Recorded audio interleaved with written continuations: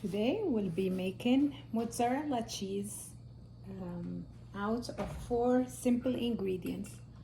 So I'm using organic milk,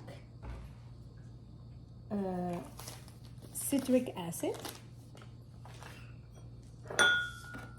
vegetable rennet available in online stores like Amazon, and a little bit of salt. So to start, we're gonna be melting about a teaspoon of citric acid with a half cup of warm water.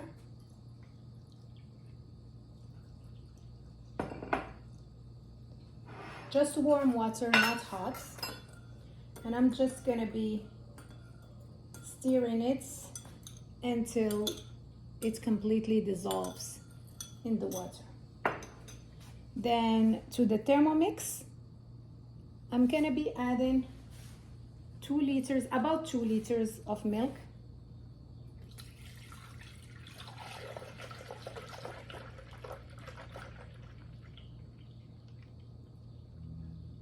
So I'm going until I reach the 2-liter mark in the mixing bowl.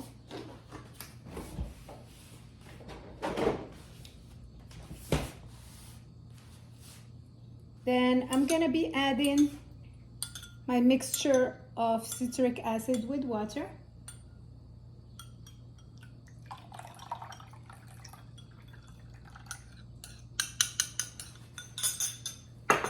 And then I'll cover. Then I'll go to the main screen, set it for 6 seconds, speed 3, just to mix it up.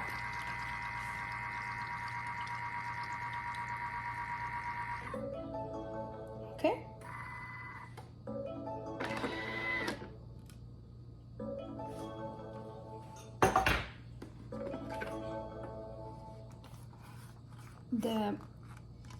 The mixing bowl is full of milk, so I'm holding it from the bottom of the handle, and I'm gonna be preparing my rennet mixture. So I took 1 tablet from the vegetable rennet tablets and I crushed it to powder. Then I'm gonna be adding about 1/4 cup of warm water. Again, just warm, not hot. And then mixing it just so it can dissolve. Okay.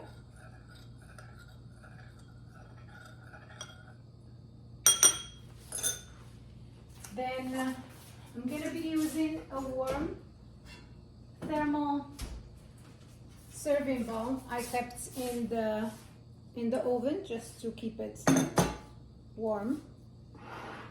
And I'm gonna be pouring my milk in it.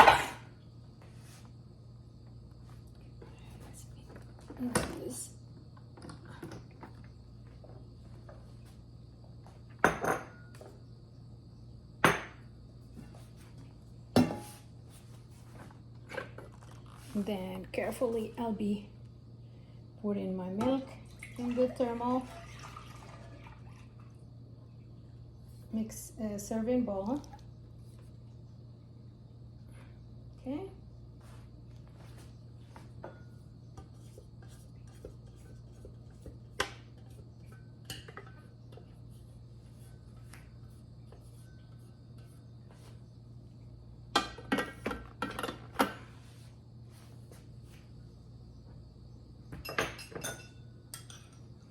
Just making sure that my rennet is well mixed.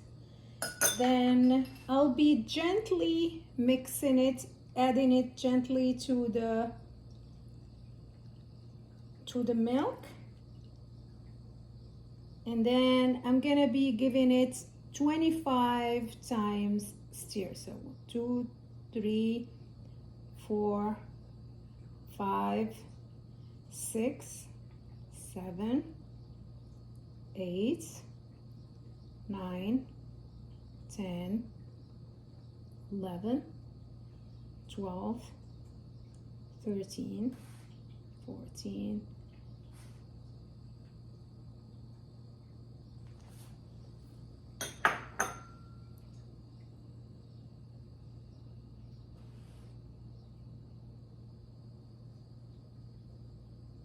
at the 25, I'm gonna stop, and then I'm gonna be covering my serving bowl and let it rest for about 15 minutes. And then I'll come back to check if it's separated, and we'll go from there. When actually checking at the 10 minutes mark, I found that my milk already started like separating a little bit. So I'm just gonna use a sharp knife, and I'm gonna be cutting it into stripes about 1 inch wide. Gonna go all the way one side, and then I'm gonna do the other side.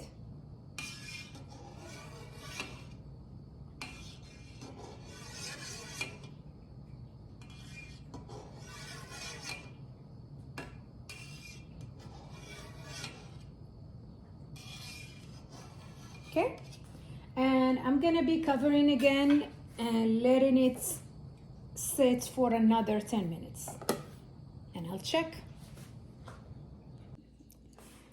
After the second setting time, the curd and the whey should separate like this, and then we're gonna be popping it again into the Thermomix. So I'm gonna be scooping everything gently back into the Thermomix.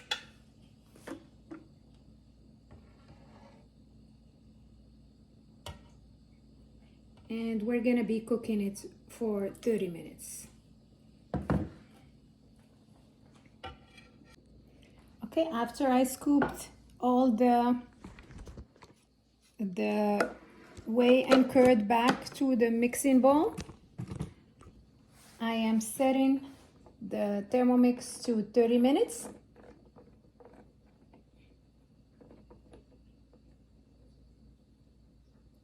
And I'm gonna be cooking it at 40 degrees Celsius on reverse blade, and then just gently on the spoon side. So I'll be coming back after the 30 minutes to see the result. After the 30 minutes are up, have like the curds and the whey well cooked. So now I'm gonna be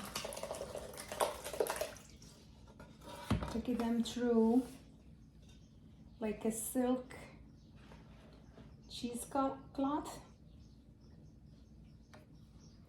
Just make sure I'm getting everything. I use the simmering basket just to help me because I don't have big cheesecloths. I have those sack ones. So I'm gonna be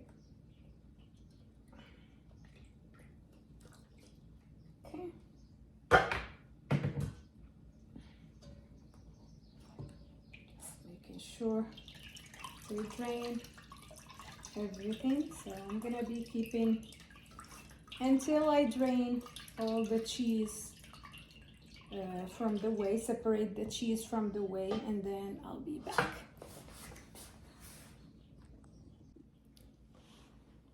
after like draining it for like few minutes, I got like a way bit of whey protein. So that's whey protein, so you can use it for your smoothies or make it into ice cubes for later, or using it for baking, for any bakings or breads or anything. It's like full protein. Now I'm gonna be adding this cheese. It's a cheesy, like cottage like texture. It's not quite mozzarella yet, so I'm gonna be popping it up back to the thermomix.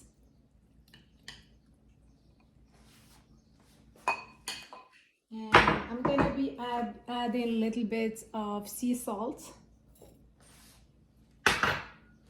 and then I'm gonna be using the kneading function for about 2 minutes. So let me just pull just this leftover cheese to the bottom. Okay, then swap my screen, go to the kneading function, and then set it for 2 minutes. Okay, and then I'll be back.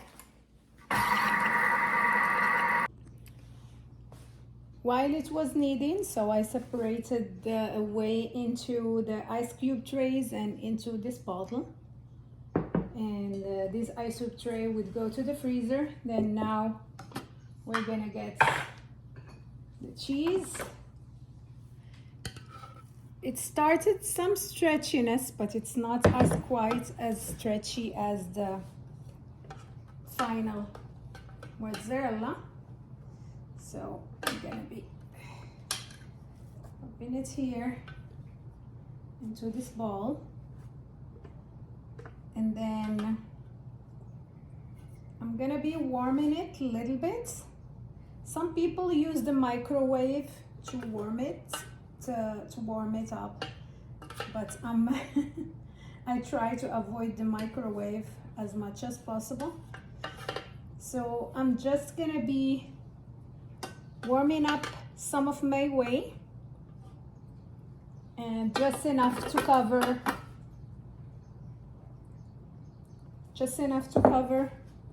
the cheese. So I'm gonna be making this to a ball while this is gonna be heating to I'm gonna be using 80-degree temperature this time, not boiling. I think that should be enough. And then cover it up. I'm gonna give it, like, I would say 5-10 minutes. Speed 1.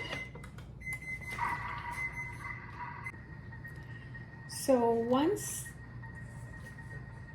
I made my cheese ball, the cheese started stretching, but not quite as a mozzarella. So now I watched the whey until it reached the 80 degrees temperature, and then I stopped. So I'm gonna be covering my cheese with that only for a few seconds. So, and then I'll try to be it's quite hot. Let's see if I can do it with the spatula. And then I'm supposed to start checking the stretchiness of the cheese. Start folding it. I guess my hands are not used to the heat. So let's start again. Okay. Just gonna use the spatula a little bit until the whey temperature return to warm, and then I'll start picking up my cheese. I'll be back once I reach the, I guess next time I won't heat it until 80 degrees. That's too much. I was finally able to pick it up from the way, and then I just keep folding it while it's warm, where it's still warm. It's bringing it to a mozzarella from like a clumpy, like it was little at the beginning. It was little rough, like crumpy a little bit. To once it's warmed up, and with stretching, it starts bringing it to the elasticity of the mozzarella. So you need to keep folding while it's still warm.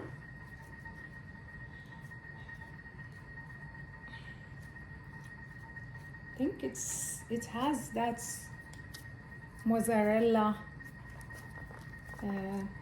and I bet I have lost a little bit of the cheese, I think, in the heat of the whey. So next batch, I'm not gonna heat it up to 80. I think 70 should be enough, or maybe even less, just to warm it up. And as I mentioned, a lot of people, they use just the microwave for 30 seconds to warm it up before doing this, and they keep they start stretching, and then they keep when it gets cold, they keep repeating that again. So I think it's maybe ready. Just to be sure, I'm gonna put it again in the warm way.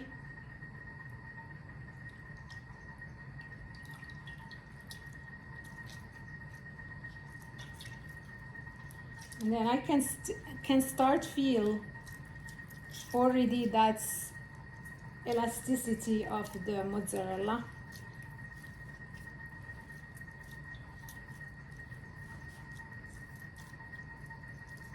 And then once it's done, you just start making your little balls with it.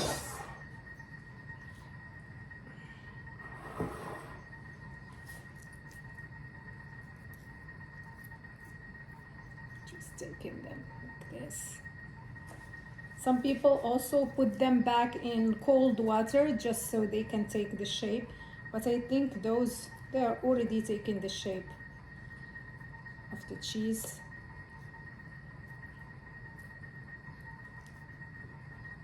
You can of course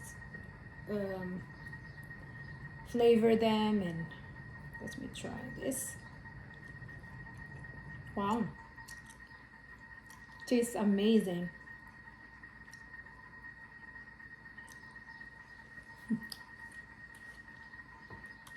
I have here 4 little balls, and this is my first time making, so next time I'm not going to be using too warm whey, because that way I lost some of the cheese that I was making.